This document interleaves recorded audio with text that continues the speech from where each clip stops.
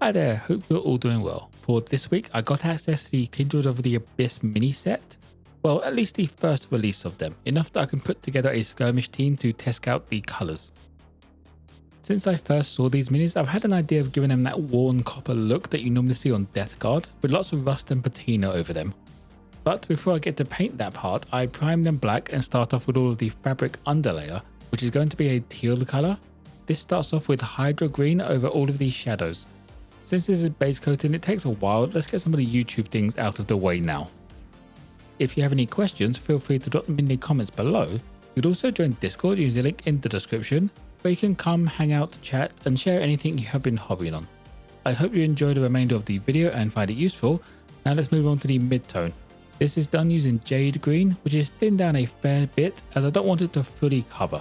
I want that shadow colour coming through, that way it adds a little bit of texture and helps sell the old sort of worn look that I want. Some of the areas I want to appear brighter, I gave a second coat to this, just building up that opacity with multiple thin coats.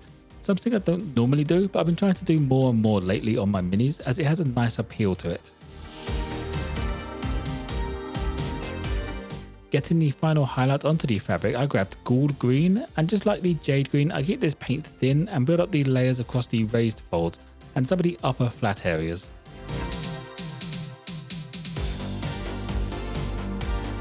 With the fabric all done now, I start on the copper parts. This is all base coated with hull red.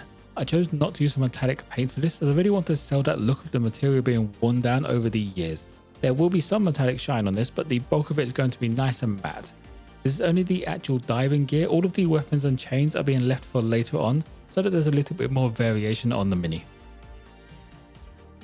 After spending a rather long time base coating all of the diving suit, I moved on to getting a little shine onto it with hammered copper. With this I picked out some of the edges and then randomly across other parts. I want this to appear like there's a few parts still with their original colour, or they have been knocked brown and just sort of dinged up a little bit.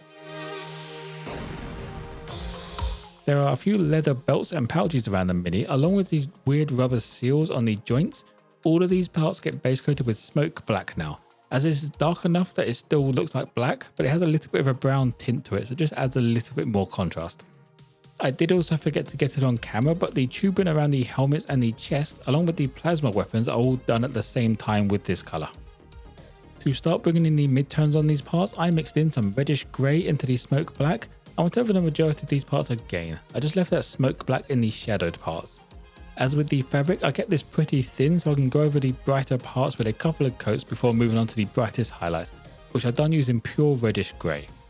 This is a stark jump in brightness, but I do plan to wash these parts and darken it back down afterwards to help blend it all back together. If you don't want to do a wash, you can of course make another mix with just a bit more reddish grey into it, then go over these parts again.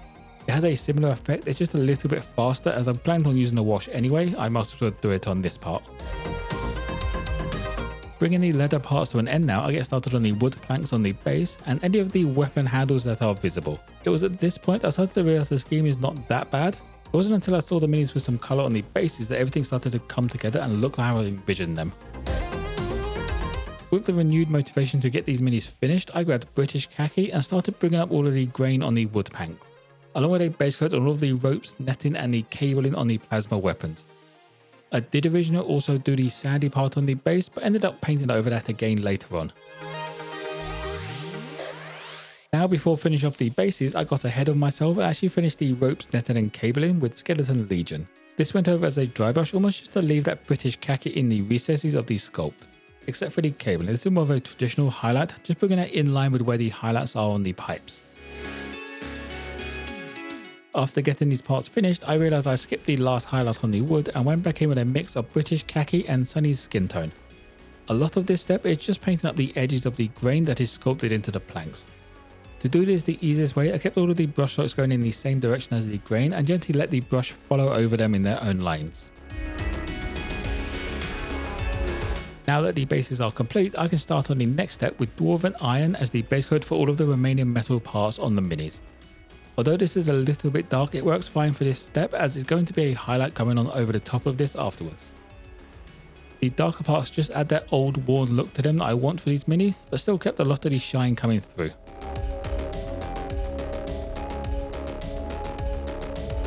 The highlight for all of these silver parts is using plate armor, essentially just dry brushing over the raised parts and base coating the larger flat areas. On the blades, I tried to only keep this on the cutting side of the blade so that it looks a little bit sharper. With the silver finished, I can move on to the washes now, and these will start off with soft tone over the copper parts.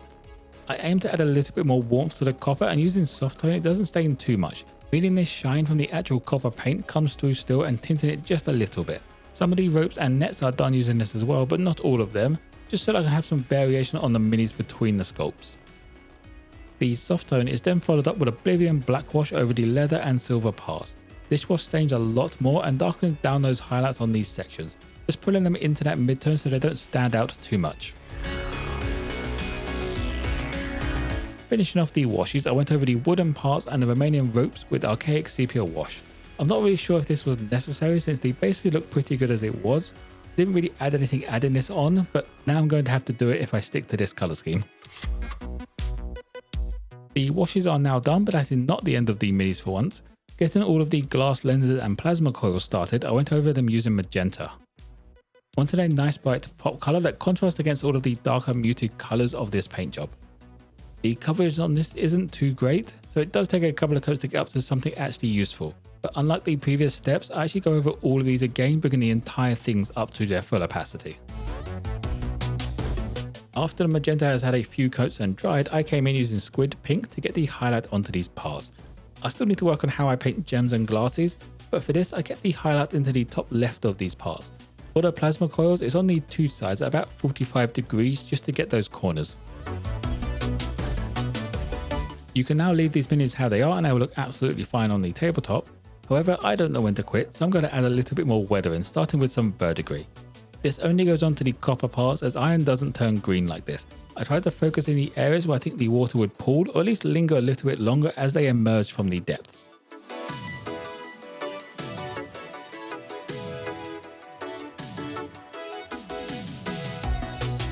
The silver also needs a little love at this point, so I used desert rust and just slapped this over the chains and the weapons. There isn't really any rhyme or reason of where I placed this paint.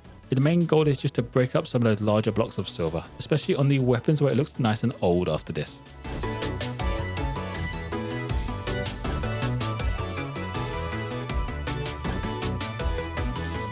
And that will be it for my Kindred of the Abyss team. I may have done a little bit more on the patina than I should have, although I'm not sure if that's because there's too much on there or because the colour is actually fairly close to the fabric parts. It may turn out fine if I darken down those fabric parts with a bit of a dark wash, but I'm going to find out sooner rather than later when I actually start printing more of them, after they've released some more of these minis to get on with. If you have any questions, feel free to drop them in the comments below. You can also join Discord where you can come, chat, hang out and share anything you have been hobbying on. You can find the Discord link in the description below, along with some affiliate links if you're looking to pick up some painting supplies or some new minis. I hope you enjoyed the video and found it useful. If you did, don't forget to drop the like and subscribe for more content. Most importantly though, be kind to each other.